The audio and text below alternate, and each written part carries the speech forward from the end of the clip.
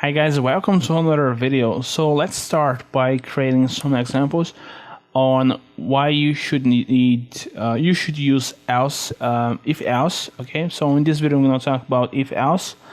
So let's get started by just creating a simple if. For instance, let's create a variable called char name equals let me see, name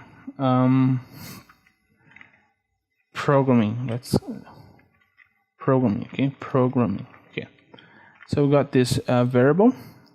So we're gonna compare these two variables, these two strings. Okay, so we got these variables. Let's print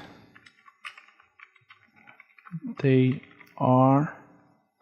I should create in here, right? Another variable, name and name2. Let's just do that to name2. Okay, but this.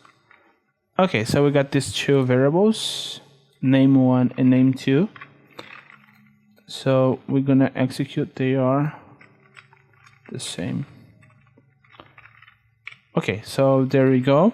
Let's compile and execute.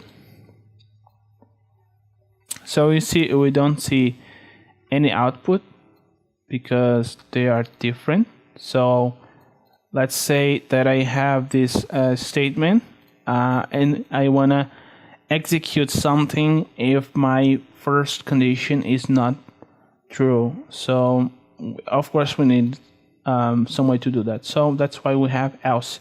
So I'm gonna try to execute this, and if not, or else, I would do this. So let's just print if they are different.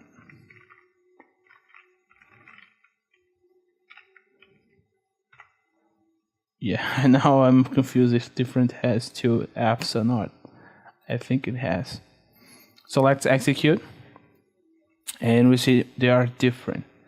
So what happened here is that we try to compare these two variables, these two strings, programming.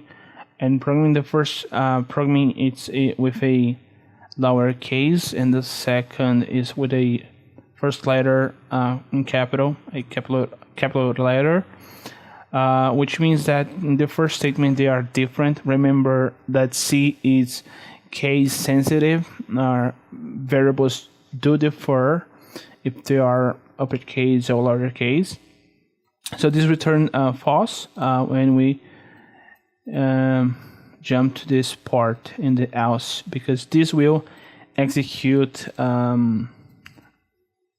this block. It will execute if this first block is false, and no matter what. Okay, so this is basically the video, guys. I hope you understood. If you have any doubts or any questions, you can ask them down below. So thank you guys for watching this video. See you guys next time.